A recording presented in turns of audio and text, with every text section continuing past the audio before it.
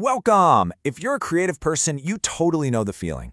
Part gut instinct, part just blind guesswork. Today, we're going to dive into how you can turn all that uncertainty into a really powerful artistic identity.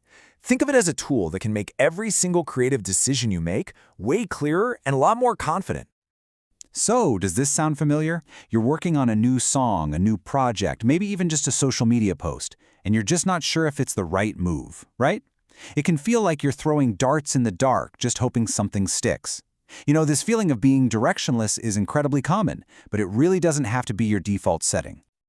And this quote just gets right to the heart of it. It really highlights what's at stake here. If you're not in the driver's seat of your own creative story, well, something else is going to take the wheel. It could be an algorithm, the market, even your own audience. And you know what? They'll almost certainly get it wrong. This brings us to what you could call the identity crisis.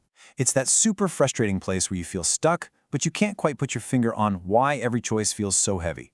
The problem usually isn't about a lack of talent. It's almost always about a lack of clarity.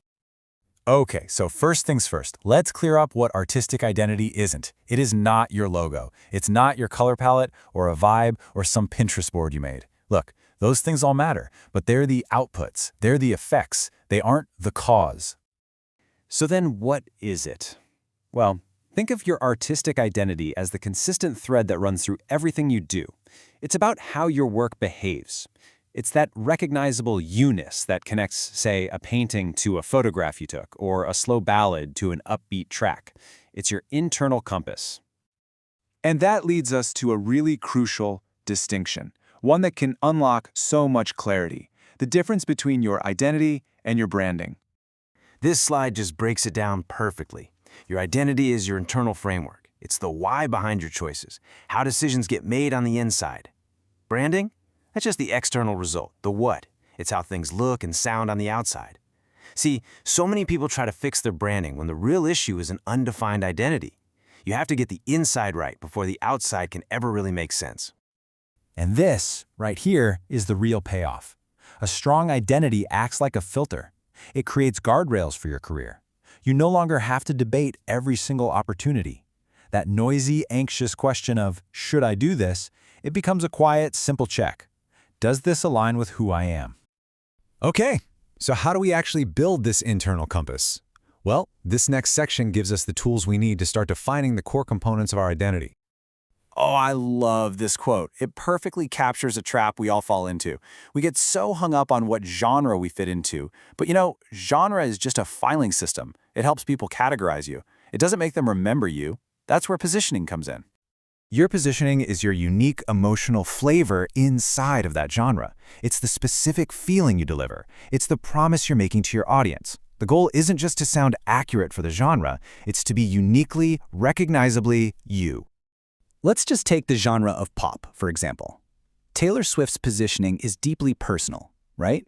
Her music feels like you're reading pages straight from her diary. Her whole emotional contract with the listener is built on intimacy and this feeling of shared experience. Now look at Lady Gaga. Same genre, pop music, but a completely different positioning. Her work feels theatrical, larger than life, often even confrontational. She's not offering you intimacy, she's offering you a spectacle. Both are totally valid, both are incredibly successful, but their positioning is worlds apart.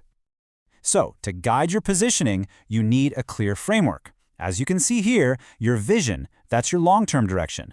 Your goals are the measurable checkpoints along the way, and metrics, they're just the feedback. Now, the most crucial point here is to never, ever let your metrics replace your vision. Data is supposed to serve the vision, not become the vision itself. All right, let's bring this all together with a really practical tool for our final section: the idea of naming your current creative season. You know, so many creatives burn out because they're trying to build and release and grow their audience and monetize and rest all at the same time. That's not a strategy. It's a recipe for absolute chaos and exhaustion. Naming your season gives you permission to just focus.